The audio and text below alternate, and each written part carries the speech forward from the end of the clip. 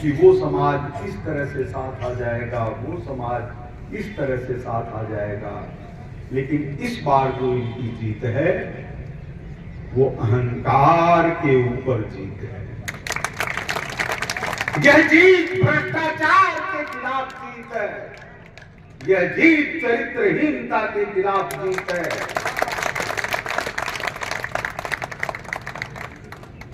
यह जीत ऐसे लोगों के खिलाफ है जिन्होंने ये मान लिया कि पता नहीं ऊपर ईश्वर है कि नहीं है।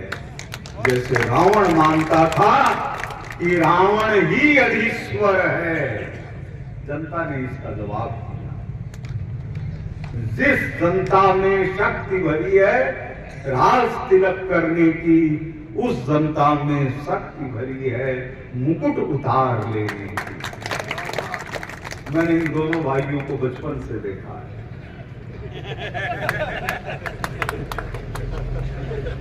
एक बार तो इन दोनों भाइयों ने ये गलती कर दी कि अशोक गहलोत जी मुख्य अतिथि थे और कांग्रेस अध्यक्ष सीपी जोशी जी अध्यक्ष थे, और मेरे को विशिष्ट अतिथि के रूप में बीच में बैठा दिया खाटू श्याम जी। और विशिष्ट अतिथि के रूप में मेरे को ही सबसे पहले बोलना पड़ा। तो मैंने कहा कि आप लोग छात्रों को राजनीति में ला करके देश की युवा शक्ति के साथ खिलवाड़ कर रहे हैं। तो अशोक जी ने कहा कि इन्होंने तो विषय ही बदल दिया, अब हम युवाओं पर बात करेंगे, एनएसयूआई पर बात नहीं करेंगे। तो यह जो धरती है अपनी, जो ही हम सीकर से पार करते हैं और लोहारू की सीमा तक चले जाते हैं, यह सामान्य धरती नहीं है, यह सामान्य धरती नहीं है।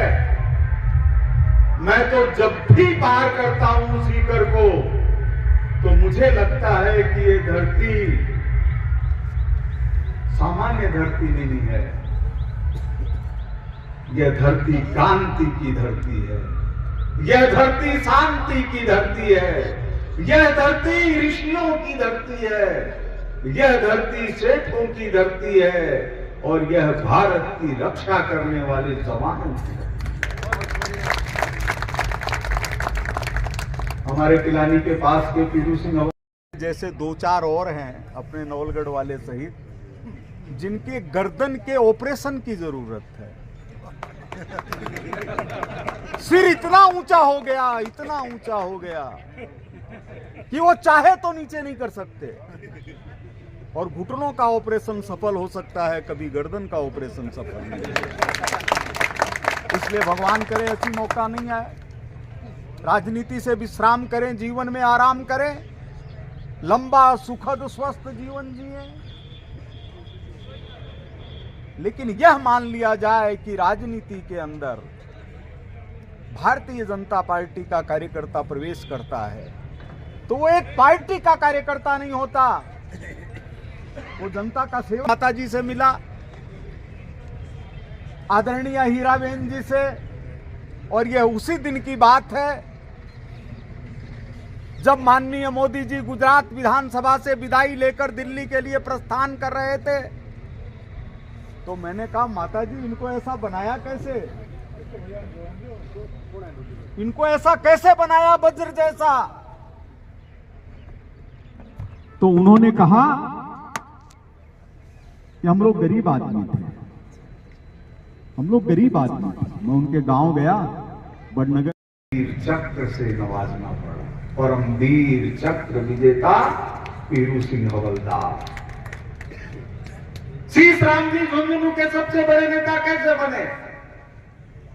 क्या राजनीति में लोगों का भला करके या झूठी मुस्कान से वो नेता बने?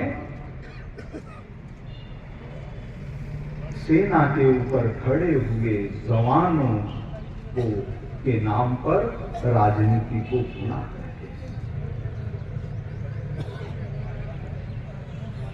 सेठों के जरिए, सेठों की कृपा से, सेठों के पैसे से जो राजनीति चलती रही है पिछले 40 साल 50 सालों से, उसका पूरे झुंझुनू जिले के अंदर अंत आ चुका है। और उसके प्रति विक्रम सिंह जी जाकर हमारे बीच के अंदर मौजूद है। यह रामसा पीर की धरती। जब चुनाव खत्म हो गए, जिस क्षेत्र से मैं चुनाव लड़ रहा था, सिविल लाइंस, वहां पर एक व्यक्ति अपने को प्रभु राम का वंशज बताते थे और मैं कहता था कि वंशज इतने ज्यादा हो गए कि कुछ फर्जी लोगों ने भी अपने को वंशज बताना शुरू कर दिया और इनकी पीढ़ी के अंदर सबसे बड़े नेता कोई हुए। पीढ़ी में नहीं, पूरे राजस्थान के अंदर हमेशा अपने इस भतीजे को।